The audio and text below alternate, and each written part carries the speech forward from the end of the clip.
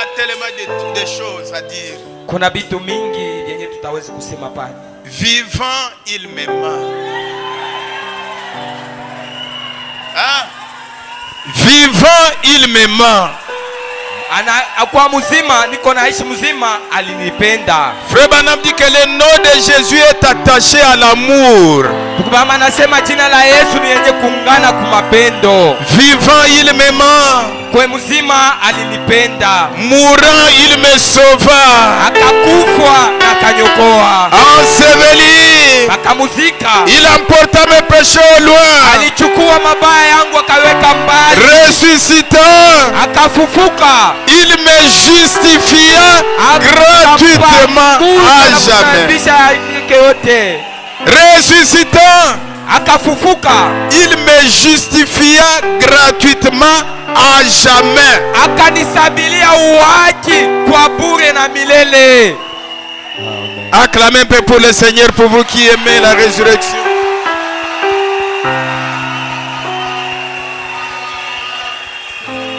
Si vous ne comprenez pas le sens de la résurrection,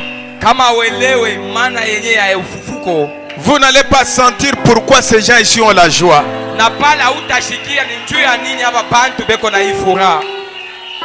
Voici venir la grande, Frère Branham dit, la plus grande chose de toutes.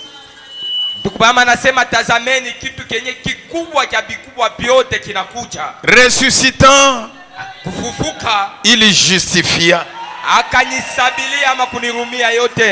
Toutes ces grandes choses qu'il avait accomplies étaient merveilleuses. Elles étaient superbes. Toutes ces choses qu'il a fait, c'était merveilleux, c'était superbe. Rien ne pourrait être ajouté.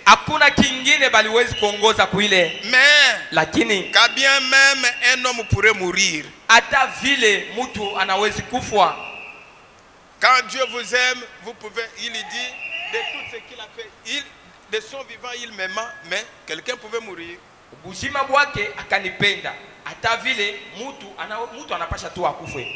il me sauva. Mais Frère Branham dit que de toutes ces choses-là, quand bien même un homme pourrait mourir, quand bien même un homme pourrait souffrir, quand bien même un homme pourrait aimer, mais lorsque lui est ressuscité, Dieu a établi une quittance. Dieu a établi une quittance. Mungu analeta ile sheti ama karatasi fulani. Il a établi une quittance à sa résurrection. Akaleta sheti ama karatasi kuile ufufuko wake. Comme quoi il avait reçu cela. Yenye inaonesha nini aliipata ile. L'exigence de la justice de Dieu avait été satisfaite. Ile maagizo makanuni yote yenye naangalia ile kuile uwaki wake. Frère Branham dit, oh, grâce rendu à Dieu. Ressuscitant, il justifia. Dieu a prouvé par la résurrection qu'il n'était pas un imposteur. Ce n'était pas un faux Dieu. C'était bien son fils. Il l'a ressuscité. L'esprit. L'esprit éternel. Jéhovah Dieu. Le Père de notre Seigneur Jésus-Christ, qui a ressuscité de la tombe son corps mort, lequel était mort depuis 3 jours, et était enseveli. Dieu l'a ressuscité le matin de Pâques, afin de justifier. Justifier, c'est quoi? Ile kuita kama justification ni nini? Frère Branham dit dans l'union invisible, katika mahubiri naita ile muungano usionekana.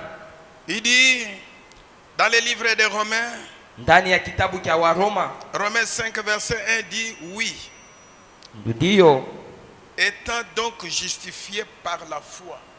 Penye kuhesabilia uwaji kwa imani. Cherchez le sens du mot. Ce mot ne veut pas dire pardonner.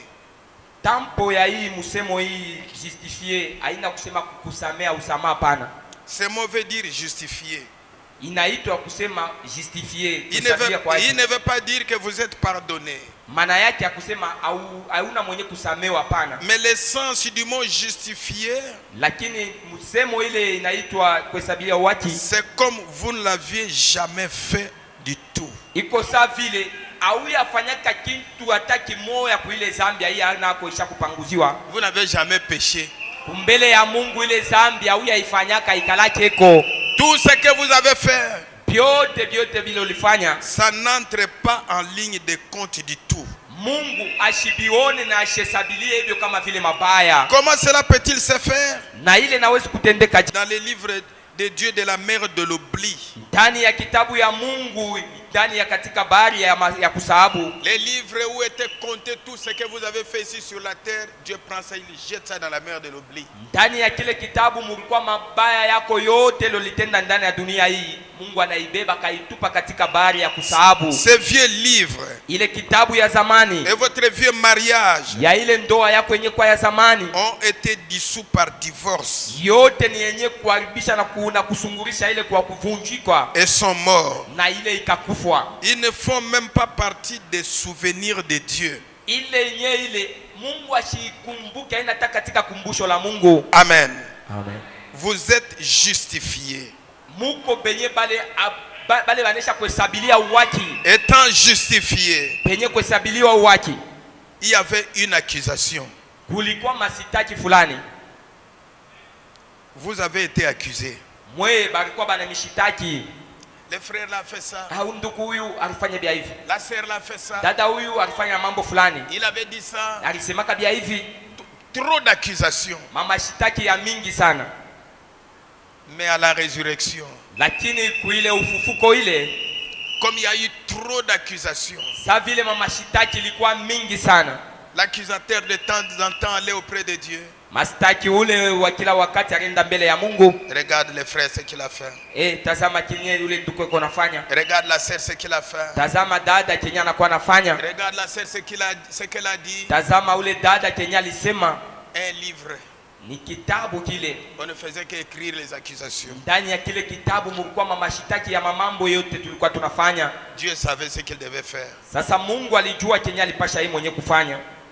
Il a d'abord vous a aimé, même dans ce temps-là il vous a aimé. Mbele kwanza hata muile mabaya yako ile Mungu alikupenda.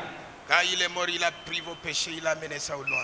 Na wakati sasa yeye anakufa, anabeba mazambi yako, anaitupa mbali. À sa résurrection, il vous justifie. Na kufufuko wake, anakuhesabilia uwaki. Vous n'avez même jamais fait ces choses. Na kukuona kusema bile bitu bado hauyabifanyaka. Au départ, tangia mwanzo kule. La vieille union est dans la mer de l'oubli de Dieu. Ile muungano ile ya zamani ni yenye kutupiwa katika bahari ya kusahabu kwa Mungu. Premièrement, vous n'avez même pas été marié à cet autre. Kwanza mbele inakukuona kusema huyu ajiunganishaka na hata na muungano moya ingine. Lui l'époux, ye mwenyewe bwana harusi, qui nous a justifiés, mwenye alituhesabilia uwaki, a porté votre honte. Jo mwenyewe ule alibeba kama kuchukua aya yako. Lui-même, ye mwenyewe, il a porté la honte, votre honte à vous. Il a porté ça. Alibeba maaya yako yote ile yanaibeba. Pour vous, juu yenu, à votre place. Na pafashi yako il a pris votre place. Akabeba fashi yako wewe. Car vous étiez prédestiné à être à lui. Wakati kwa sababu ulikuwa mwenye kuchaguliwa juu kwa wake. À faire partie de son épouse. Ukuye ule mmoja wa bibi yake. Avant la fondation du monde. Katika dunia. La Bible dit vous êtes la semence prédestinée. Biblia inasema nini mnakuwa mimea yenye kuchaguliwa. C'est pourquoi frère Branham dit kwa maana ndugu Branham anasema, il y a un matin où les gens doivent pousser des cris d'alléluia, c'est le matin de Pâques. Kama kuna asubuhi ile batu banapasha kulalamika malalamiko ya haleluya, ni asubuhi ya Pasaka. Tel que vous êtes là, paka vile mko pale, pour ceux qui font partie de l'épouse, kubale benye banakuwa bale ba bibi harusi, Dieu ne voit rien en vous. Mungu ashone kitu hata kimoya ndani mwenu. Est-ce que vous êtes heureux? Muko na furaha kwa ile? Dieu ne voit. Mungu ashione hata kitu kimoya. Et en ce matin de Pâques, sachez que Dieu ne voit rien de vous. Hii asubuhi ya Pasaka mjue sasa kusema Mungu ashona hata kimoya ndani mwenu. Est-ce que quelqu'un peut dire gloire à Dieu? Gloire à Dieu. C'est ça l'essence de Pâques. Jo maana na mafua yenyewe kwa ya Pasaka. Le diable peut voir son livre là, je l'ai accusé, mais pour Dieu il a déjà jeté ça. Ndani ya buku ya Ibilisi ataona mamashitaki yote ile, lakini kumbele ya macho ya Mungu haikalake eko tena. Ce qui compte ce ne sont pas tes accusations. Kenye maana aina ile yenyewe banakuwa banakushitaki nayo. C'est ce qui compte, c'est la décision des juges. Kia maana sana ni ile mpango yenyewe itachukua muamuzi. Et le juge est mon avocat. Na ule muamuzi ule mwenye kwa tena mtetezi wangu. Amen. C'est pourquoi moi j'aime bien quand il faut qu'on chante Akati Likambo. Njo kwa maana napendaka Lifoko wakati yuko naimba anaisha nakata mambo. Hein? À la résurrection Akati Maka. Ufufuko kule aliisha na kukata ile mambo yote. Tu vas m'accuser où? Sasa hapa utanishitaki wapi? Merci beaucoup. Asante mingi. Mettons-nous debout. Hivi tushimameni.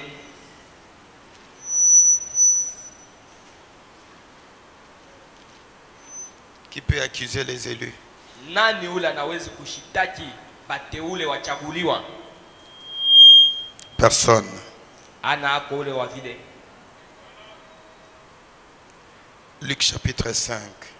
Kitabu cha Luka sura yake ya 5. Verset 1 à 11. Mstari wa 11. Luc chapitre 5, les versets 1 à 11. Luc 5, verset 1 à 11.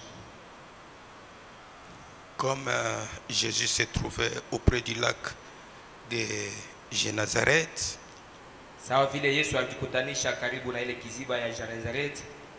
et que la foule se pressait autour de lui pour entendre la parole de Dieu,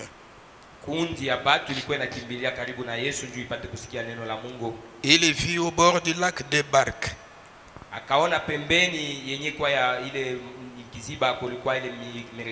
D'où les pêcheurs étaient descendus pour laver leurs filets.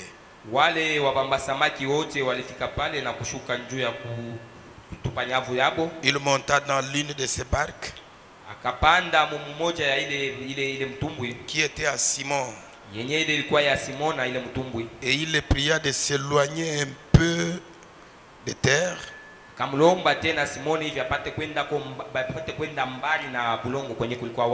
Puis il s'assit. Et de la barque, il enseignait la foule.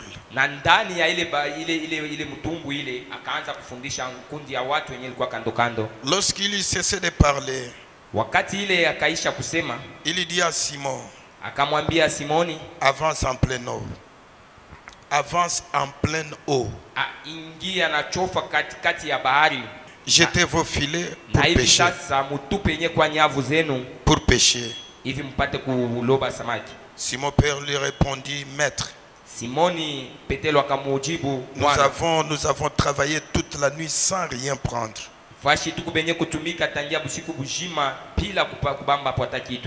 Mais sur ta parole, je jeterai les filets. L'ayant jeté, ils prirent une grande quantité de poissons. Et leurs filets se rompaient. Ils firent signe à leurs compagnons qui étaient dans l'autre barque de venir.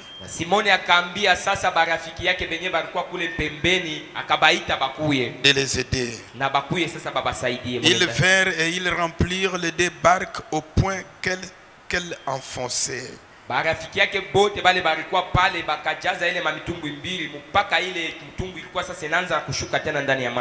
quand il vit cela, Simon-Pierre tomba aux genoux de Jésus et dit, Seigneur, retire-toi de moi, parce que je suis un homme pécheur. Car l'épouvante l'avait saisi, lui et tous tous ceux qui étaient avec lui. Simoni na bote benye balikuwa pamoja naye. À cause de la pêche qu'ils avaient faite. Kwa ajili ya ile samaki yenye balibamba. Il en était de même de Jacques. Ilikuwa tena vile vile pamoja na Yakobo. De Jean fils de Zébédée. Yohane mwana wa Zebede. Les associés de Simon. Wenye kwa warafiki wa Simoni. Alors Jésus dit à Simon. Hivi Yesu akaambia Simoni. Ne crains point. Usiogopa pana. Désormais. Tangia leo. Tu seras pêcheur d'hommes. Hapo takuwa sasa mbamba watu. Ayant ramené les barques à terre. Na sasa banarudisha ile mtumbwi kufasi ya budongo. Ils laissèrent tout. Na bakaacha pyote. Et les suivirent. Na pale bakamfuata Yesu. Que Dieu bénisse la lecture de la parole. Mungu abariki yenye kwa usomi wa neno. Et vous pouvez vous asseoir. Hivi mnaweza kuikala.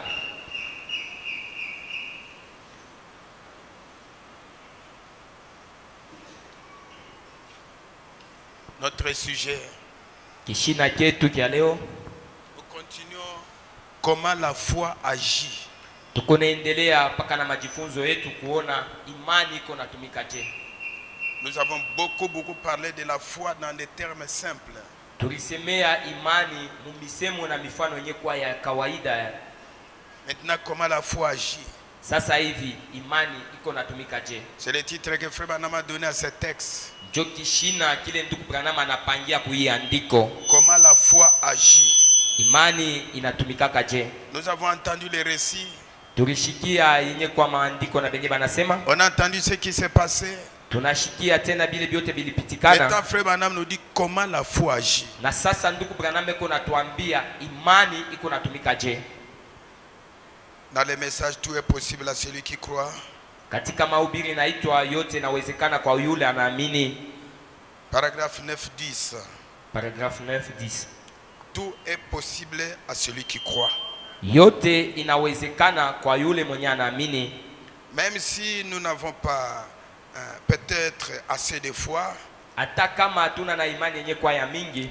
Et je voudrais que vous sachiez ceci au départ. Hivi mwanzo napenda hivi mjue. La guérison matunzo dépend plus de la personne qui prie pour vous.